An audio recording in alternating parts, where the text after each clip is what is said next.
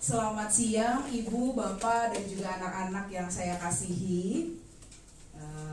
Terima kasih untuk kehadirannya di Ruang Guru SDN Pondok Kelapa 10 hari ini. Hari ini saya mengajak Bapak dan Ibu untuk melakukan diskusi. Seperti yang tertulis di depan, saya merupakan calon guru penggerak angkatan ke-10 wilayah Jakarta Timur, ingin berbagi berkaitan dengan identifikasi aset atau sumber daya sekolah. Kita mulai dengan berdoa dulu ya Ibu dan Bapak. Saya mau minta tolong Pak Dikia untuk memimpin doa. Ya boleh Pak. Sebelum mulai acara ini, mari kita berdoa. Semoga acaranya berjalan dengan lancar. A'udzubillahi minasyaitonirrajim. Bismillahirrahmanirrahim. Alhamdulillahirabbil alamin. Hamdan na'imin, hamdan syakirin, hamdan yuafi ni'amahu wa yukafi mazidah. Ya Rabbana lakal hamdu kama yanbaghi li jalali wajhikal karimi sultanik. Allahumma shalli wa sallim ala sayyidina Muhammad wa ala ali sayyidina Muhammad. Allahumma inna nas'aluka salamatan fid din wa afiyatan fil jasad wa ziyadatan fil ilmi wa barakatan fil rizqi wa tawbatan qabla al-maut wa maghfiratan ba'da al-maut. Allahumma inna wa'ina fi sakaratil maut wa najatan minan nar wa al-'afwa 'inda al-hisab. Rabbana atina fid dunya hasanah wa fil akhirati hasanah wa qina adzabannar. Subhana rabbika rabbil izzati amma yasifun wa salamun 'alal mursalin walhamdulillahi rabbil alamin. Terima kasih Pak Dikia.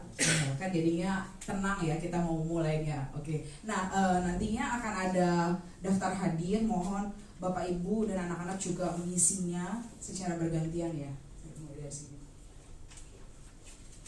Baik, kalau kita baca dari judulnya identifikasi aset atau sumber daya, saya mau tanya dulu nih kepada Bapak Ibu dan juga anak, apa yang terpikirkan ketika mendengar kata aset atau sumber daya sekolah?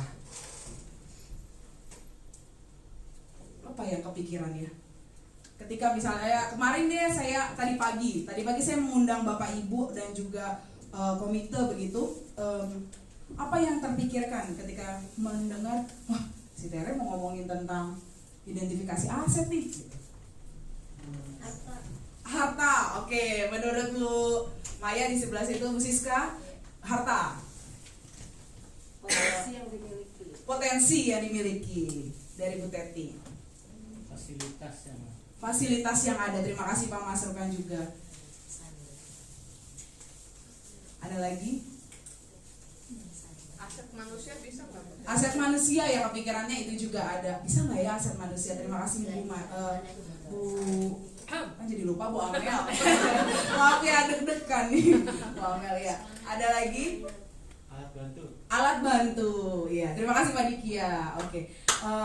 Nah, ini akan kita bahas. Apakah pemikiran kita benar-benar sama dengan apa yang mau saya sampaikan? Tapi yang jelas apa yang Ibu Bapak sampaikan itu nggak ada yang salah gitu. Itulah yang disebut dengan aset. Tujuan kenapa kita harus berkumpul hari ini? Saya mau kita sama-sama mengidentifikasi secara kolaboratif, karena saya yakin bahwa keberhasilan sekolah ini bukan di tangan satu orang, tapi kita secara kolaboratif bersama-sama melihat kembali sekolah ini, apa kekuatan, apa sumber daya yang dimiliki sekolah kita SDN Pondok Kelapa 10 pagi ini, gitu ya. Nah, kita mulai nanti dengan apa sih sebenarnya aset itu, kemudian bagaimana aset di sekolah kita, bagaimana sih pemanfaatannya. Nanti juga selama kegiatan ini jangan ragu untuk menyampaikan pendapat, berbicara ataupun mengajukan pertanyaan. Nantinya kita akan, yang namanya kan tadi kita sudah bilang bahwa ini adalah diskusi, kegiatan diskusi. Jadi semua orang berhak untuk berpendapat di tempat ini saat ini. Oke. Nah, ini adalah hal yang perlu kita tekankan bersama-sama, bahwa dalam pemikiran sebuah komunitas kita perlu melihat kekuatan, yaitu aset. Di mana ini muncul asset based community development. Ini muncul karena kritikan terhadap pendekatan konvensional yang menekankan pada masalah atau kekurangan sebuah komunitas. Mungkin dalam kehidupan kita sehari-hari, ketika kita menghadapi sebuah tantangan, kita melihatnya masalahnya. Tapi hari ini saya mencoba untuk mengubah pandangan bersama-sama. Coba kita lihat kembali apa yang menjadi kekuatan kita. Nah, ini dipakai untuk mengembangkan komunitas. Mulainya dari mana? Mulainya dari mengubah pertanyaan. Dari yang mungkin tadinya, kayaknya gak mungkin deh itu kita lakukan. Kalau kayak gitu banyak nanti yang kita butuhin, biayanya dan lain-lain. Kita ubah pertanyaan-pertanyaan itu dengan apa yang telah berhasil, yang pernah kita lakukan. Kemudian bagaimana upaya kita agar menghasilkan hasil yang lebih baik lagi, lebih banyak lagi. Itu dimulai dari itu dulu pertanyaannya. Nah, dalam sebuah teori ada 7 aset atau modal utama dalam sebuah komunitas. Pertama, modal manusia. Yang kedua, sosial. Ketiga, fisik. Keempat, lingkungan alam. Yang kelima, finansial. Keenam, politik. Ketujuh, agama. Maka tadi kalau saya katakan, kalau ngomongin aset, ngomongin apa? Manusia, kemudian ada harta, kemudian ada tentang sarana, begitu ya, alat bantu. Itu semualah yang disebut dengan aset. Jadi nggak ada yang salah, kita itu semua disatukan untuk menjadi sebuah kekuatan kita. Nah, kita bahas satu-satu ya. Yang pertama itu modal manusia atau aset manusia. Apa yang dimaksud dengan modal manusia? Modal manusia artinya sumber daya manusia yang berkualitas, yang merupakan investasi pada sumber daya manusia menjadi sangat penting, yang berhubungan dengan kesehatan, pendidikan, kesejahteraan, dan harga diri seseorang. Jadi manusianya nih, pelaku-pelaku yang ada di dalamnya. Lalu saya mencoba untuk mengidentifikasi apa yang menjadi asetnya SDN Pondok Kelapa 10. Bagi saya, yang saya lihat dari kacamata saya, manusia-manusia yang ada itu adalah kepala sekolah, tenaga pendidik, tenaga kependidikan, peserta didik, Bapak Ibu komite, orang tua murid, kemudian juga alumni. Ini juga merupakan aset bagi kita. Nah, dari kita lihat aset-aset tersebut, kita kupas nih satu persatu. Misalnya dari kepala sekolah dan tenaga pendidik. Di sana latar belakang kami berdasarkan pendidikan kami itu latar belakangnya sesuai dengan tugasnya masing-masing. Ya, guru minimal S1 gitu. Nggak ada guru yang di bawah itu. Untuk tenaga pendidikan memang sedang berusaha untuk mengembangkan diri. Rata-rata dari mereka adalah lulusan sekolah menengah atas dan sekolah menengah kejuruan. Tapi mereka sedang berupaya untuk lebih tinggi lagi menuju S1 gitu. Jadi ada beberapa orang yang sedang mengupayakan diri. Nah, kita lihat lagi nih, aset kita jumlah peserta didiknya 566 orang dengan berbagai potensi yang ada. Di sekolah kita kan ada yang juara tari, kemudian pencak silat dan lain-lain. Itu merupakan aset yang perlu kita kembangkan. Namun kita juga harus menyadari bahwa kondisi ekonomi orang tua di sekolah ini menengah ke bawah. Sekali lagi, bukan untuk meminimalkan apa yang mau kita upayakan, tapi kita menyadari dan mengembangkan dari yang ekonomi menengah ke bawah, apa nih yang bisa kita kembangkan dari mereka. Setelah itu, tentunya kita punya komite dan orang tua yang terus mendukung dengan berbagai upaya yang mereka sudah berikan gitu ya. Kita lihat banget dari setiap kegiatan yang kita lakukan, mereka adalah pendukungnya kita. Kemudian saya yakin bahwa sebagian besar itu peduli sama pendidikan, karena kita sedang bergerak di bidang pendidikan dan juga merupakan manusia-manusia yang adaptif terhadap hal-hal yang positif. Nah, dari yang saya paparkan ini berkaitan dengan modal manusia. Mungkin ada yang terlewat atau ada yang perlu ditambahkan untuk melengkapi lagi identifikasi yang telah saya lakukan. Disilakan.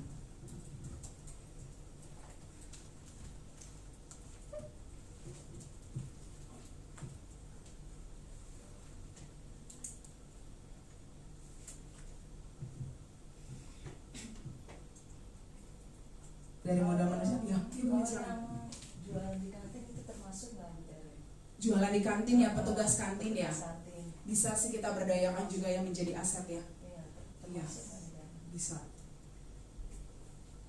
Bahkan dia Apalagi kalau dalam pembelajaran ya, misalnya mengenal wawancara. ya pasar jual beli, betul itu juga bisa, benar Bu. Ini saya akan tambahkan ya Bu. Ada lagi selain tadi tugas kantin? Pelatih ekskul. Oh iya betul pelatih ekskul. Ya benar. Pelatih ekskul yang ada di sekolah kita dengan beragam ekskul yang ada ya. Betul.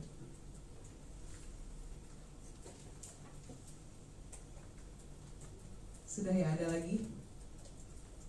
Oke, nanti saya akan tambahkan ya 2 modal manusia juga yang perlu kita masukkan di sana.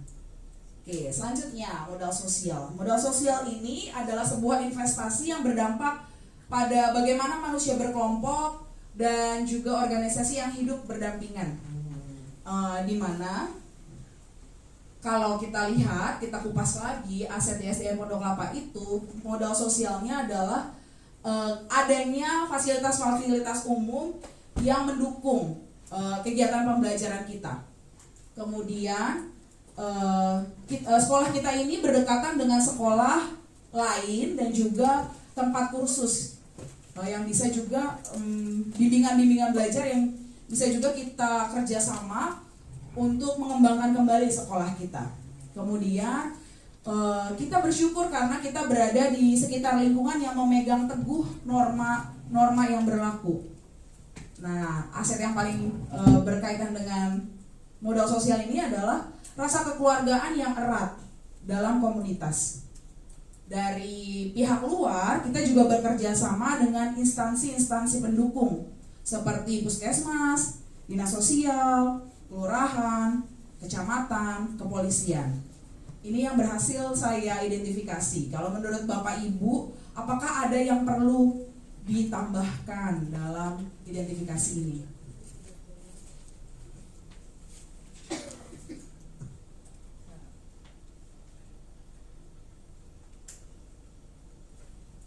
Pemadam kebakaran. Gimana Bu? Kalau pemadam kebakaran bisa masuk nggak tuh? Oh boleh, pemadam kebakaran ya. Itu kan pelatihan untuk bencana, untuk kebakaran dan lain-lain kan masuk sih.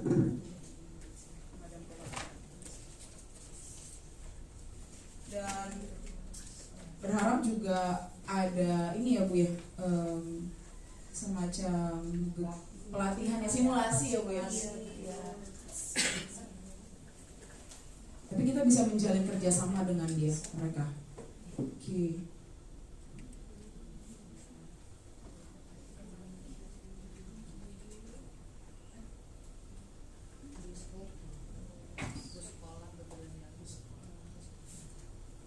Gimana Bu? Dinas perhubungan yang bersekolah itu kan bisa digunakan untuk anak-anak keluar belajar karya Usaha wisata, nasional. ya karya wisata. Oh, usaha.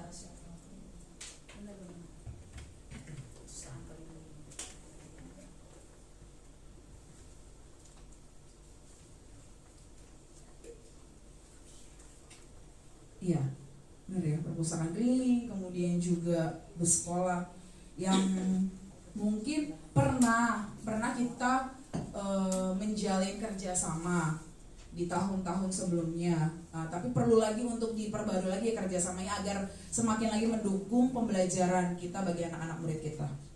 Oke, apakah ada lagi yang perlu saya tambahkan? Gimana Yuli?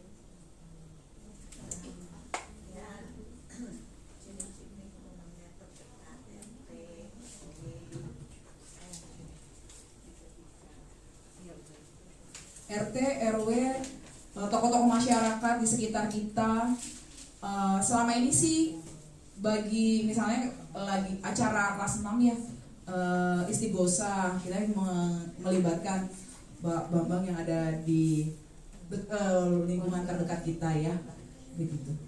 Iya betul juga. Saya lanjut ya. Boleh ya saya lanjut. Modal yang ketiga, modal politik. Ini berkaitan dengan kekuasaan atau kebijakan yang akhirnya digunakan untuk melahirkan kebijakan-kebijakan yang orientasinya kepada peningkatan kualitas pembelajaran.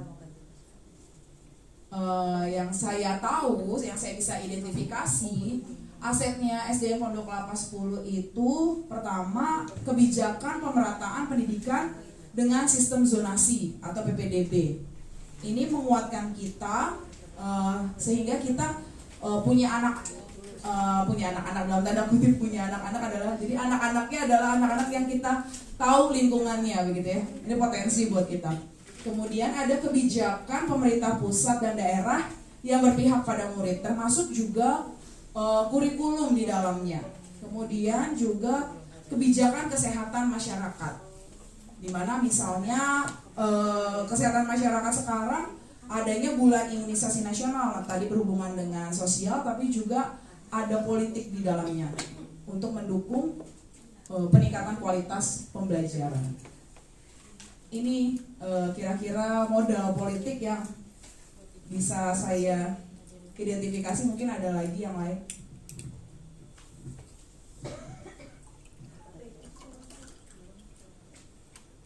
PIP ya. Kalau PIP kan meskipun itu datangnya dari tokoh politik, tapi dia bukan modal politik, nanti akan ada di tempat yang lain, begitu ya. Iya. Kalau CGP-nya muter itu modal politik bukan? CGP-nya Muter kan aset juga muter jadinya. iya, itu masuk ke modal manusia nggak sih Bu? Manusia ya. Iya, modal manusia. Ini berhubungan dengan kebijakan sih. Jangan pemerintah kan CGP kan bisa. Oke. Tapi bukan berarti kita akhirnya berpolitik langsung ya. Tidak juga, di sekolah tidak boleh ada politik langsung. Tapi hal-hal kebijakan-kebijakan itu mempengaruhi kita. Oke. Rasanya kalau politik sudah ya. Oke, kita lanjut agama dan budaya. Di sini kita melihat bahwa ada keberadaan kegiatan atau ritual kebudayaan dan keagamaan dalam suatu komunitas, termasuk kelembagaannya, tokoh-tokohnya, tokoh-tokoh penting yang berperan langsung atau tidak langsung di dalamnya. Nah, aset yang SDN Pondok Kelapa punya itu adanya keragaman agama. Meskipun keragaman agamanya tidak sangat beragam sekali, tapi ada keragaman di sana. Kemudian adanya fasilitas ibadah yang tersedia dan keragaman budaya sekitar, termasuk keragaman orang tua murid. Latar belakang orang tua murid yang beragam, kebudayaannya ini bisa dijadikan modal juga di dalam pembelajaran. Terus kegiatan keagamaan seperti hari ini kita melakukan Maulid Nabi merupakan perayaan Maulid Nabi. Ini merupakan salah satu pengembangan dari aset agama. Nah, yang terakhir kita melakukan pembelajaran PLBJ, di mana ini merupakan muatan budaya lokal dalam pembelajaran. Begitu. Mungkin ada budaya-budaya tertentu yang perlu kita kembangkan lagi, gitu.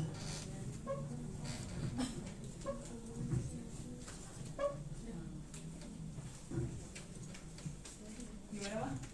Gak apa-apa Bang.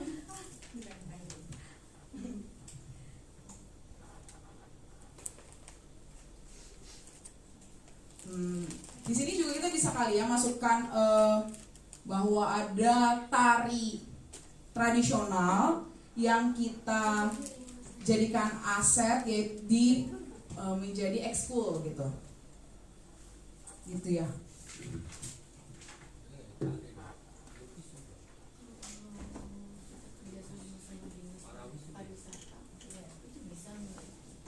Bisa. Akan lebih berkembang. Dan Mungkin Bu Ati bisa sharing juga pernah. mungkin pernah dulu pernah. Itu bentuknya gimana? Dulu masih sekolah lama kita sering kerja sama Dinas Pariwisata Jakarta Timur. Jadi Dinas Pariwisata kerja sama sekolah bagaimana kesenian-kesenian yang ada di Jakarta Timur yang mungkin kayak pencak silat, apa yang anak-anak belum pernah, itu ditampilkan di sekolah, dan itu untuk panggungnya semuanya dari dinas. Itu dulu. Tapi saya kurang tahu sekarang. Kalau dulu memang kepala dinas pariwisatanya kebetulan kakak kelas gitu. Itu bisa nggak tahu? Bisa banget. Iya, itu bisa banget, itu dijadikan modal. Jadi dengan adanya kerjasama dengan dinas pendidikan, dinas pariwisata, jadinya kita juga ambil bagian dalam kebudayaan. Anak-anak juga diperkenalkan dengan kebudayaan, dan akhirnya budaya Jakarta terlestarikan. Ide yang baik, Bu. Oke. Apakah ada lagi pengalaman kebudayaan lain? Tari Saman gimana, Ma? Gimana, Ma? Coba boleh di-sharingkan. Banyak kan di SMP SMA ya, Bu, yang terkenalnya ya. Kenapa nggak di SD? Iya ya. Kalau ini berhubungkah hari ini kita ngomongnya tentang modal. Kira-kira kalau seandainya kita mengadakan tari saman, apakah ada aset atau kekuatan yang bisa dipakai untuk akhirnya ini mau dikembangkan tari saman ini? Mungkin dari pengajarnya, orang yang mungkin asli dari daerah sana gitu, ada nggak ya? Tapi bisa dijadikan masukan itu. Tari saman. Oke.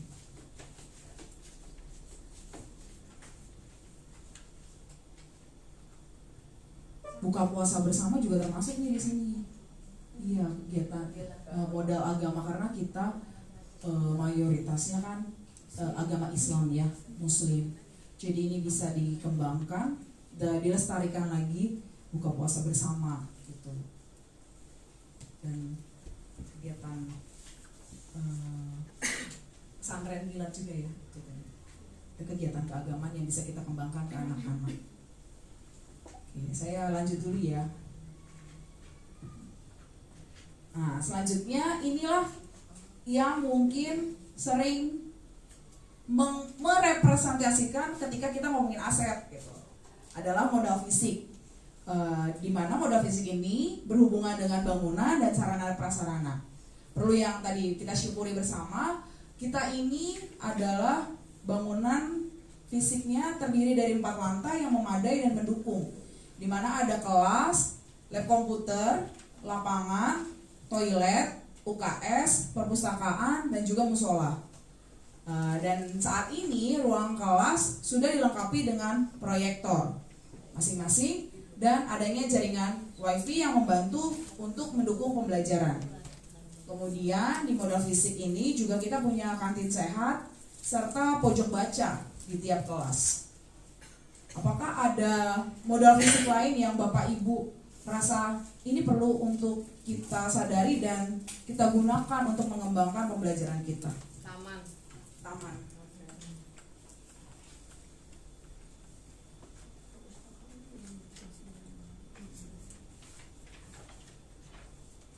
Direfleksikan, karena tadi ada bisikan sedikit, ada beberapa tempat yang perlu kita kembangkan lagi, seperti perpustakaan ada tapi harus dikembangkan lagi. Lab komputer ini biasanya memang difungsikan khusus untuk kegiatan AMDK, tapi bagaimana nanti ke depannya bisa nggak lab komputer kita, perpustakaan kita itu menjadi sarana belajar koperasi. Oh iya benar, Mak, kita punya koperasi.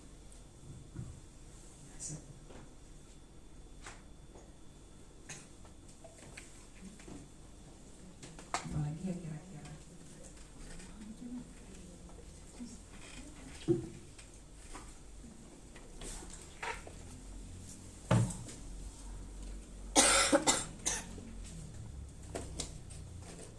Tapi kalau dirinci satu-satu, memang aset fisik ini banyak banget.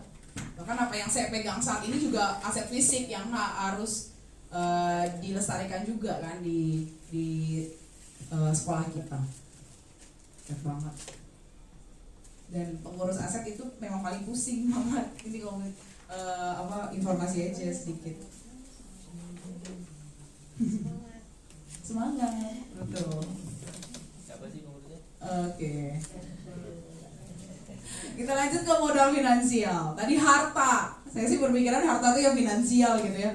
Harta itu dukungan keuangan yang dimiliki oleh sebuah komunitas, dalam hal ini adalah sekolah, yang dapat digunakan untuk membiayai proses pembangunan dan kegiatan sebuah komunitas. Kalau kita lihat kembali dari mana sekolah ini berjalan, modalnya dari mana? Itu dari pendapatan sekolah yang mendukung program pendidikan melalui BOP dan BOS.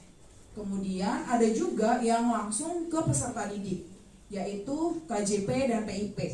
Ini juga mendukung aset juga, karena dengan adanya KJP dan PIP memberikan bantuan biaya pendidikan bagi peserta didik yang kurang mampu. Begitu. Kalau dari orang tua murid saya tidak masukkan ya, karena itu istilahnya memang tidak bisa dimasukkan ke aset sekolah lah gitu ya Maya. Tidak pernah ada pungutan juga di sekolah ini. Ini aja dari finansial atau ada yang lain? Dana hibah masuk gitu Bu.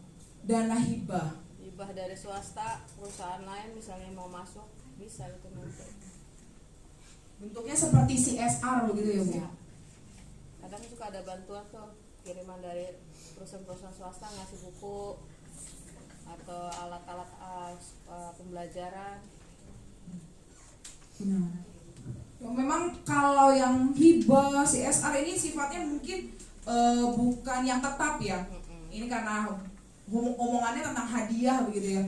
Ya kita nggak bisa tahu kapan diberikan, kapan dapatnya gitu ya. Tapi itu bisa kita masukkan sebagai salah satu aset. Ya kayak Pandambekku dulu kan masker banyak kiriman, aset juga. Iya di sekolah itu. Oke, kita lanjut ya. Ke lingkungan atau alam. Ya apapun yang berhubungan dengan alam kita, mulai dari bumi, udara yang bersih, laut, taman, danau, sungai, tumbuhan, hewan dan sebagainya. Ketika kita kupas lagi yang ada di SDN Pondok Kelapa tuh apa ya? Ternyata ada lingkungan alam yang kondusif dan nyaman untuk belajar. Ada taman dan halaman sekolah yang luas, banyak pohon rindang, dan letak geografis sekolah ini ada di perkotaan dan sangat strategis, serta dekat dengan taman kota yang di sana. Nah, hal-hal ini tuh bisa dikembangkan nih dalam pembelajaran. Mungkin ada sekali waktu kita ajak anak-anak jalan-jalan ke taman sekadar untuk menghirup udara di bawah pohon yang rindang. Ada lagi yang mungkin saya belum identifikasi berkaitan dengan lingkungan alam.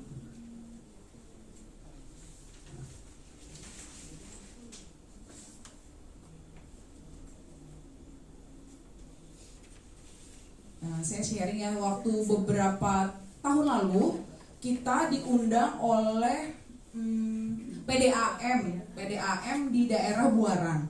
Anak-anak diajak untuk melihat waduk yang besar, bagaimana waduk itu air-airnya dikumpulkan untuk menghidupi warga di Jakarta. Jadi anak-anak belajar, memang waktu itu programnya adalah CSR, jadi tidak bisa semua anak kita ikutkan di sana. Tapi ini menjadi pembelajaran buat anak-anak sehingga mereka tahu bagaimana prosesnya dari air yang tadinya warna coklat diproses sehingga bisa bersih dan bisa masuk ke tempat kita masing-masing, ke rumah kita masing-masing. Itu juga bisa dijadikan modal buat kita di Buaran sana, di seberang Kalimalang ya. Oke. Ada lagi. Jadi kita bisa belajar tentang tumbuhan tuh bukan hanya, nah ini tumbuhan, jadi kita bisa ajak mereka untuk berkeliling di taman. Itu ya, kita lanjut ya. Oke, nah dari ketujuh aset tadi yang kita sudah miliki, bagaimana supaya ini menjadi optimal? Pertama, kita harus menghargai keragaman yang ada dari warga sekolah, sehingga keberagaman ini tetap berpihak pada murid. Kemudian kita memperkuat koneksi dalam ekosistem sekolah untuk saling bergotong royong memajukan murid-murid kita. Ketiga, kita membina hubungan antara warga sekolah dalam kegiatan perencanaan dan tindakan secara kolaboratif. Keempat, supaya optimal lagi, kita perlu untuk mengenali diri kita dan anggota tim kita, dan berfokus pada kekuatan, potensi, dan tantangan yang memanfaatkan sumber daya seluruh komunitas yang ada. Yang kelima, supaya apa yang kita miliki ini optimal, kita perlu fokus lagi kepada visi bersama, yaitu untuk mampu mengakomodir kepentingan tersebut untuk berpihak kepada murid kita. Terus dengan adanya aset-aset tadi yang sudah saya sampaikan dan sudah kita diskusikan, yang sudah diberikan masukan, ini mendorong kita untuk cari lagi ide-ide baru yang tepat untuk mengembangkan sumber daya internal maupun eksternal warga sekolah. Mungkin nanti akan ada program-program baru yang bisa kita canangkan bersama agar optimal begitu modal-modal yang kita miliki. Terakhir, ini memperkuat kemampuan dalam mengatasi perubahan dan pulih dari krisis. Pola pikir atau mindset yang positif itu fokusnya pada optimis, kemudian harapan dan yakin pada kemampuan diri. Gitu. Jadi ini benar-benar menguatkan kita semua. Oke. Ada yang mau didiskusikan? Enggak ya, nanti setelah ini pasti ada. Nah, hari ini saya memperkenalkan sebuah program baru di sekolah kita. Kami memberi namanya Sigma. Nah, anak-anak udah senyum-senyum nih, Sigma, karena ini merupakan istilah viral yang mereka sampaikan ketika kami berdiskusi. Sigma adalah siswa-siswi gemar membuat karya. Program yang cukup sederhana di mana anak-anak akan membuat karya berupa tulisan, gambar, komik, dan lain sebagainya yang akan ditempelkan dalam papan informasi. Kegiatan ini akan dijadwalkan dan setiap jenjang kelas bisa memilih tema yang mereka ingin tampilkan. Jenis program ini merupakan program ekstrakurikuler, artinya tidak akan mengganggu jam pelajaran sekolah seperti biasa. Jadi ini hanya tambahan bagi anak-anak. Orang-orang yang terlibat adalah peserta didik kelas 4, 5 dan 6, baik yang sudah dipilih maupun yang tidak dipilih oleh guru kelas, serta juga guru kelas. Dari kegiatan ini, saya dan teman-teman ingin mengembangkan kemampuan berkreasi peserta didik, serta juga mengembangkan guru-guru yang mendukung keberhasilan peserta didik, serta papan informasi yang selama ini kosong. Iya betul. Jadi bentuk Sigma ini adalah seperti mading, tapi madingnya tidak kaku. Artinya anak-anak benar-benar dibebaskan mau tempel apa di situ, sehingga mereka menjadi bangga terhadap kemampuan diri mereka dan juga memuji satu sama lain. Begitu. Dari program yang coba saya sampaikan ini, apakah ada masukan dari Ibu dan Bapak berkaitan dengan majalah dinding ini? Silakan.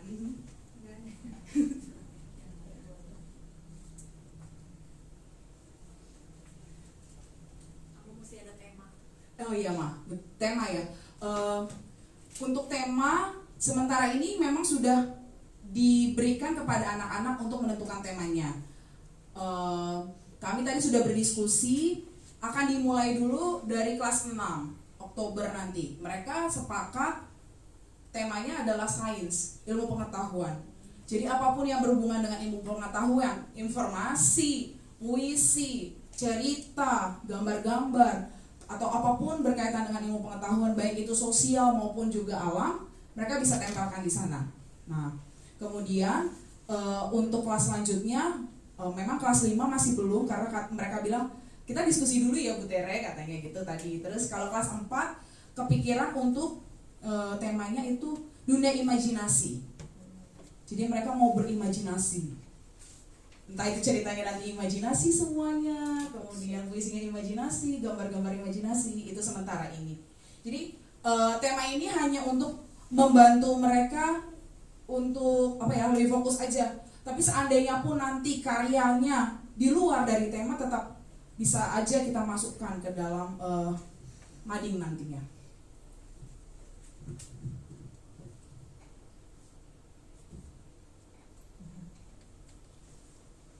Ada lagi? Untuk karya mereka itu setelah dikumpulkan ke guru kelas. Iya. Nah, itu apakah semua yang dikumpulkan itu langsung ditempelkan atau ada editornya atau bagaimananya, Bu Tere? Iya. Ini seperti apa? Sejauh ini akan ada editor sih Bu. Nah, anak-anak yang tadi kan proses yang sudah terjadi adalah saya meminta bantuan dari Bapak Ibu guru wali kelas untuk memilih 3 orang anak.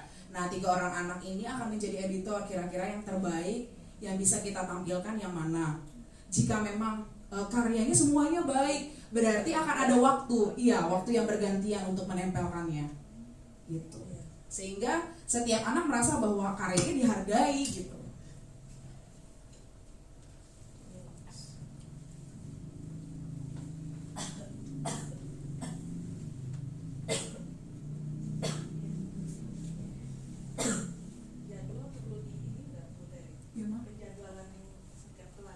Iya, jadwalnya jadi untuk Oktober itu kelas 6 tadi, November kelas 5, Desember kelas 4, nanti Januari masuk lagi ke kelas 6, Februari kelas 5, begitu seterusnya.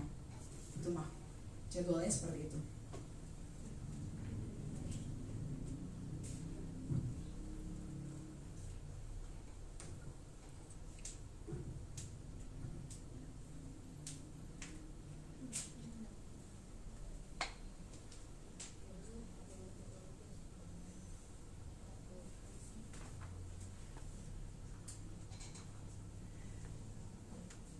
Yuli mungkin ada yang mau disampaikan? Enggak. Saya pikir ada gitu ya, kita diskusi sama-sama gitu. Enggak ya. Jadi kalau nanti kegiatan ini memang nggak bisa dilakukan sendiri, sekali lagi pastinya butuh banget dukungan dari Bapak Ibu, guru-guru semuanya, dan juga Bapak Ibu orang tua untuk meningkatkan lagi. Ayo supaya karya anaknya itu nggak jadi pajangan atau jadi cuma disimpan aja, jadi benar-benar bisa bermanfaat buat orang di sekitarnya. Terus Ya, Bu, silakan. untuk penempelan itu kan butuh 4 mading ya. Kita punya mading di Depan UKS ya Bu. Apakah itu Cukup. atau itu kan tempelnya tinggi tuh. Tinggi, Terus ya. ngeliatnya juga kan kurang. Dia tinggi ya. Ataukah kita bisa diskusikan lagi tempat yang bisa dilihat semua anak, jadi nggak sia-sia udah ditempel, anaknya kan pendek-pendek kecil-kecil lewat aja mungkin bisa kan. Iya. Bagaimana terus di lantai itu kan ada cuma di lantai berapa? Di lantai 2 menuju 3 Tiga kan? atau 3 menuju 4 gitu ya, pokoknya di sini ya Bu. Otomatis anak yang kecil-kecil kurang bisa menikmati gitu Mm, ya. mm, mm. Mungkin kita nanti bisa diskusikan letak karya mereka itu biar bisa dilihat oleh Lebih banyak orang lagi. Nah, sebagai trial and error-nya pastinya nantinya di bulan Oktober kita lihat lagi kalau tentunya perlu ada masukan, kritik saran supaya lebih baik lagi nih anak-anaknya dalam berkarya. gitu. Dan kalau tadi tentang menempel, maka butuh juga bapak-bapak, maksud saya bapak-bapak caraka untuk bantuin kita untuk nempel. Karena kan naik-naik ke tempat yang tinggi takut jatuh.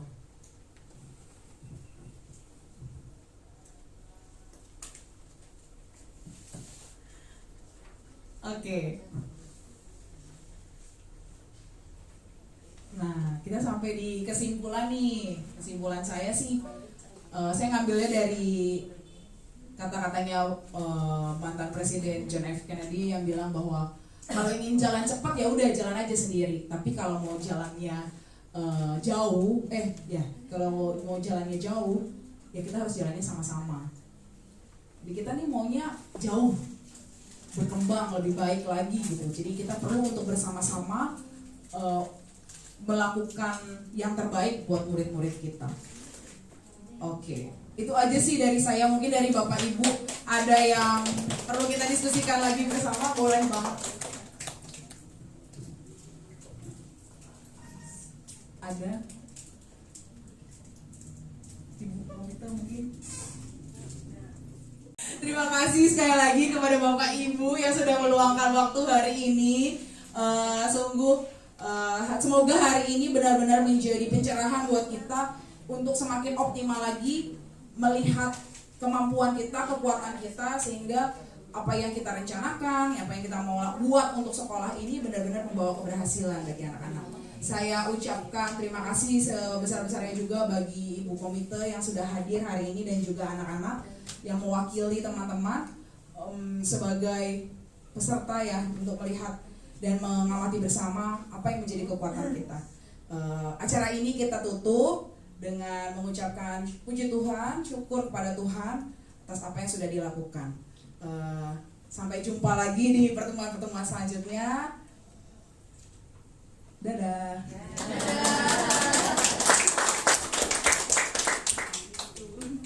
Oke, sama-sama. Terima kasih ya, Mbak.